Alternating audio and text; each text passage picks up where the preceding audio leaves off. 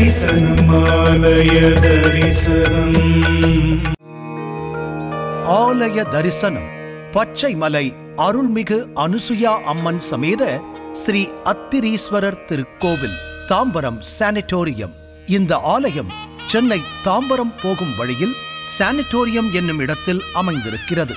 இந்த தலத்தில் ஈசன் ஸ்ரீ அத்திரீஸ்வரர் என பெயர் கொண்டு கோவில் கொண்டுள்ளார்.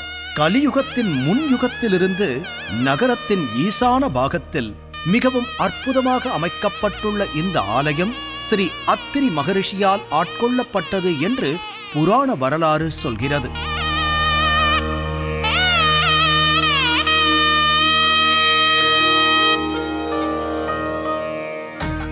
சுமார் 500 ஆண்டுகளுக்கு முன் கேட்டதை அள்ளித்தரும் ஈசன் இங்கு திருக்கோவில் கொண்டு அமைந்துள்ளார்.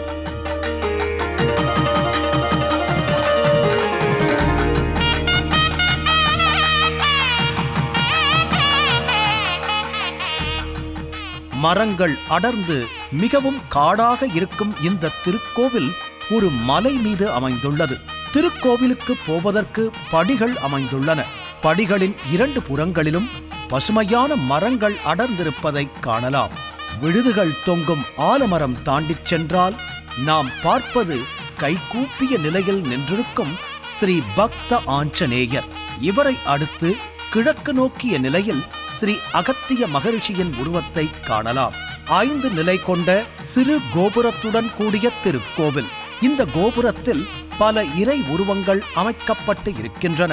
இந்த திருக்கோவிலின் கிழக்கு பாகத்தில் முகப்பில் விநாயகர் அமர்ந்து அருளாசி தருகிறார்.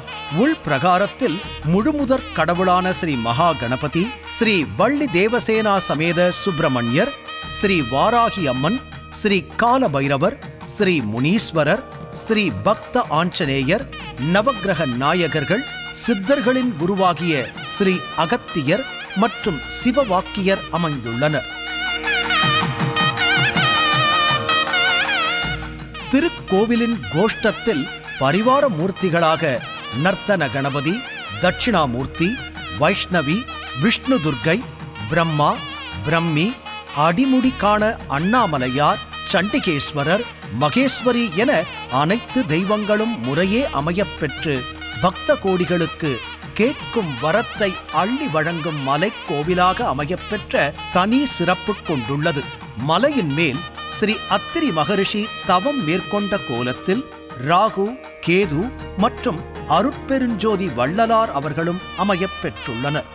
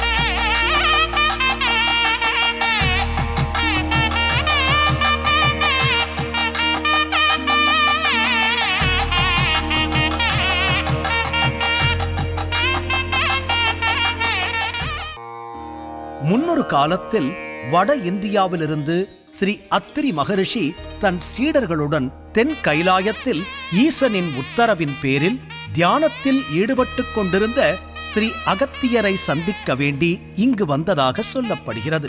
அப்படி சந்திக்க வரும் வழியில் மகரிஷியின் சீடர்களில் ஒருவருக்கு வெப்ப நோய் கடுமையாக தாக்கியதாம். அந்த சீடர் நோயில் மிகவும் துடிதுடிக்க மகரிஷி தன் தியான வலிமையால் அந்த நோயை நீக்கக்கூடிய வெப்ப அலை மூலிகை அந்த பகுதியில் அமைந்துள்ள பச்சை மலையில் இருப்பதைக் கண்டு அறிந்து கொண்டாராம். பின்னர் இந்த மலைக்கு வந்து ஈசனை நோக்கி கடும் தவம் புரிந்து சீடரின் நோயை தீர்த்துள்ளார் என்கிறது வரலாறு. அதற்கு உண்மையாக இன்று இங்கு பல மூலிகை மரங்களும் இந்த மலையை சுற்றி இருப்பதால் இந்த பகுதியில் தேசிய சித்த மருத்துவமனை, அரசு நெஞ்சக நோய் மருத்துவமனை, அரசு பொது மருத்துவமனை, அரசு தொழுநோய் மறுவாழ்வு மையம் என்று பல மருத்துவ தொடர்பான மையங்கள் இயற்கையாகவே அமையப் பெற்றுள்ளன. மேலும் இந்த ஆலயத்தையும் மலையையும் சுற்றி வந்தாலே இங்கிருக்கும் மூலிகைகளின் சக்தியால் பல நோய்களும் நீங்கப் பெற்று குணமடைகின்றனர் என்கிறார்கள்.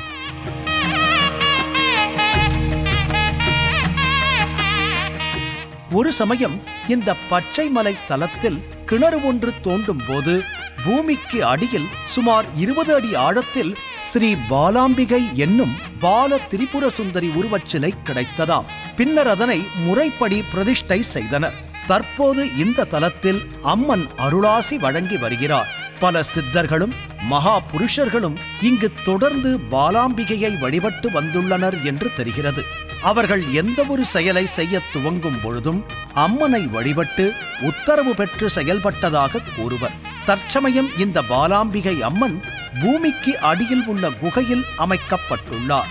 அவருக்கு தற்பொழுது சிறப்பு பூஜை வழிபாடுகள் நடைபெற்று வருகின்றன.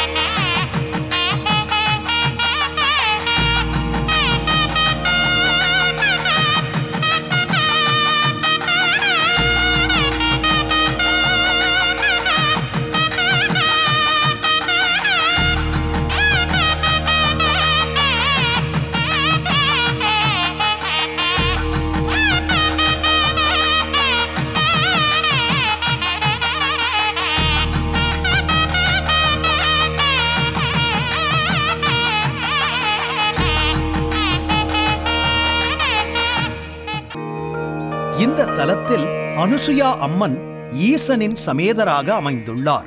அத்திரி மகரிஷி தனது துணைவியான அனுசுயா தேவியுடன் சித்திரக்கூடத்தில் வாழ்ந்து வந்தார். அந்த சமயத்தில் ஸ்ரீராமர் தன் தாய் கைகேயியின் ஆணைப்படி வனவாசம் மேற்கொண்டு கானகம் சென்றார். அந்த சமயம் சித்திரக்கூடம் வந்து தங்கியவர் அத்திரி மகரிஷி மற்றும் அனுசுயா தேவியிடம் ஆசி வேண்டினார். அப்பொழுது அனுசுயா அம்மன் தனது கழுத்திலிருந்த மாலையை சீதா பிராட்டியின் கழுத்தில் அணிவித்து ஆசி வழங்கினாராம்.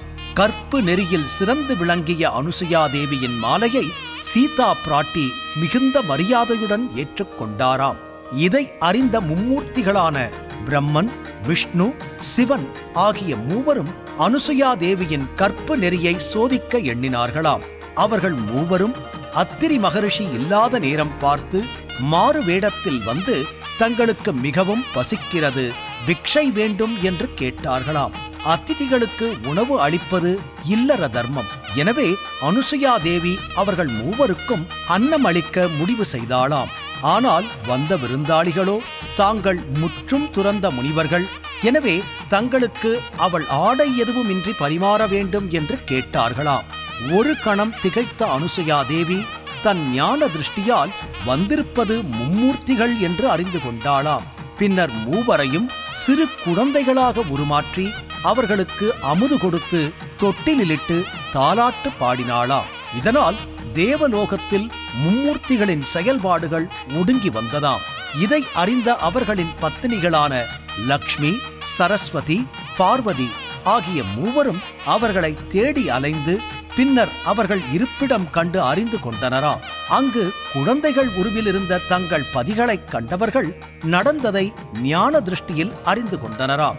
அவர்கள் மூவரும் சித்திரக்கூடம் வந்து தங்களது கணவன்மார்களை விடுவித்து தங்களிடம் ஒப்படைக்க வேண்டும் என்று அனுசுயா தேவியிடம் வேண்டினராம். அதன்படி அனுசுயா தேவி அவர்களை விடுவித்து மும்மூர்த்திகளை வணங்கி ஆசி பெற்றார் என்கிறது புராண வரலாறு.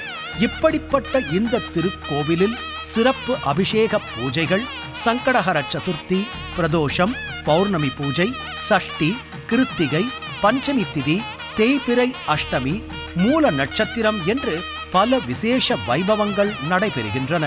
ஆயில்ய நட்சத்திரம் அன்று ஸ்ரீ அகத்தியருக்கு சிறப்பு பூஜைகள் மற்றும் அன்னதானம் நடைபெறுகின்றன. இங்கு ஒரு தியான மண்டபம் அமைந்துள்ளது. அங்கு ஸ்ரீ பதஞ்சலி சித்தர் படம் ஒன்று அமைந்திருக்க அதன் அருகில் ஒரு அழகிய சிவலிங்கம் நிறுவப்பட்டுள்ளது. இது தியானம் செய்ய மிகவும் ஏற்ற இடம் என்று சொல்கிறார்கள். அனைவரும் அவசியம் சென்று தரிசிக்க வேண்டிய ஒரு அற்புதமான பழமை வாய்ந்த திருக்கோவில். கோவிலுக்கு என்று கூட செல்லாமல் ஒரு இயற்கை மூலிகைகள் அமைந்துள்ள இடம் என்ற முறையிலும் செல்லலாம்.